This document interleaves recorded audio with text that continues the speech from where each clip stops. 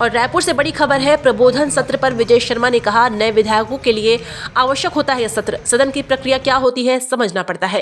काफी अनुभवी लोग आ रहे हैं हमें बताने। कानून लागू करने के लिए भर्ती प्रक्रिया में लूप होल के सवाल पर विजय शर्मा ने कहा, 6000 कांस्टेबल की भर्ती प्रक्रिया प्रारंभ है।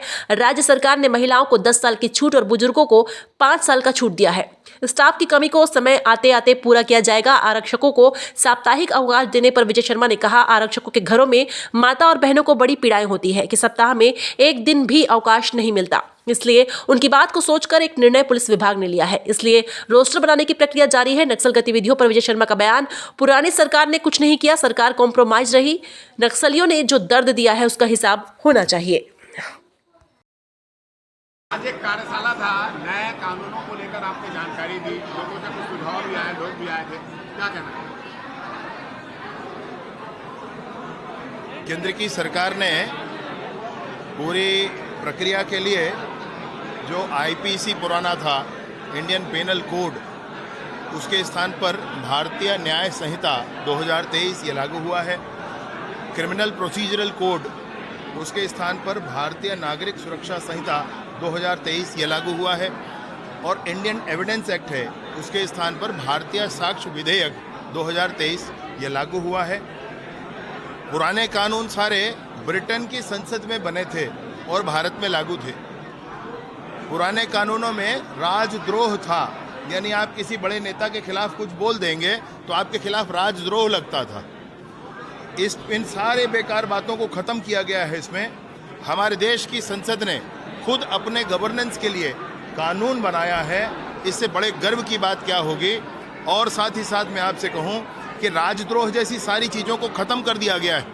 अब व्यक्ति के खिलाफ कुछ बोलने पर कोई धारा नहीं लगेगी। हाँ, देश के खिलाफ कोई बोलेगा तो उसमें पूरे दंड के प्रावधान, फिर कठोर से कठोर दंड के प्रावधान उसमें भी रखे गए। जो ये लागू करने के लिए अभी जो न्यायिक और कानून व्यवस्था है बहुत ज़्यादा धीमी है, उसे लागू करने में 2 से 2.5 पूरे स्टाफ लगेगा। अभी 80,000 पद स्वीकृत, उसी में 15-20,000 कम है। वही पुलिस वाला हाईकोर्ट जाता है, वही वीआईपी ड्यूटी करता है, वही धरना प्रदर्शन करता है। तो बहुत बड़ा लूप होल है सर भर्ती को लेकर। तो सर वर्तमान में कितने काम है और इसको भर्ती क्योंकि नहीं करेंगे तो ये कानून तो लागू हो ही नहीं सकेगा। नए कांस्टेबल के 6000 कांस्टेबल्स की भर्ती की प्रक्रिया प्रारंभ है। उसके आवेदन निकल गए हैं। उस पर अभी अभी राज्य की सरकार ने महिलाओं को 10 साल का छूट और पुरुषों को 5 साल का छूट दिया है।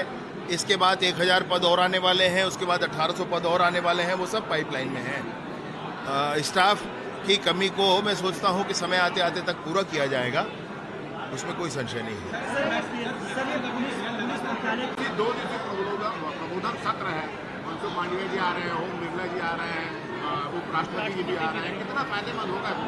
नहीं, ये तो नए विधायकों के लिए ये सदैव आवश्यक होता है। हम लोग तो पहली बार विधायक बने हैं, तो प्रश्नकाल क्या होता है, शून्यकाल क्या होता है, किस तरीके से सदन की प्रक्रिया चलती है, ये सब जानने की आवश्यकता होती है। और ये इतने वरिष्ठ लोग, इतने अनुभवी लोग आ रहे हैं उसमें कि सबको बहुत फायदा होने वाला है। आपके साथ साथ डीजीपी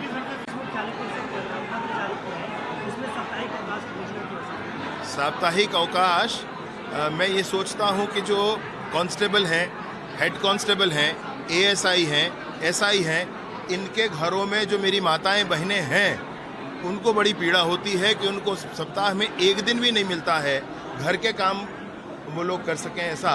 और इसलिए उन माताओं बहनों की बात को सोच करके ये निर्णय पुलिस विभाग ने लिया है।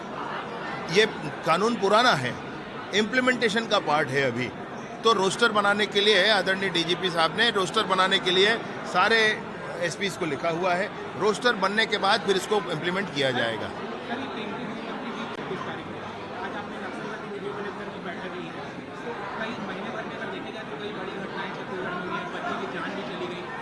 पुरानी सरकार ने 5 साल तक कुछ नहीं किया, कॉम्प्रोमाइज रही सरकार, और इसलिए ये घटनाएं बढ़ रही हैं।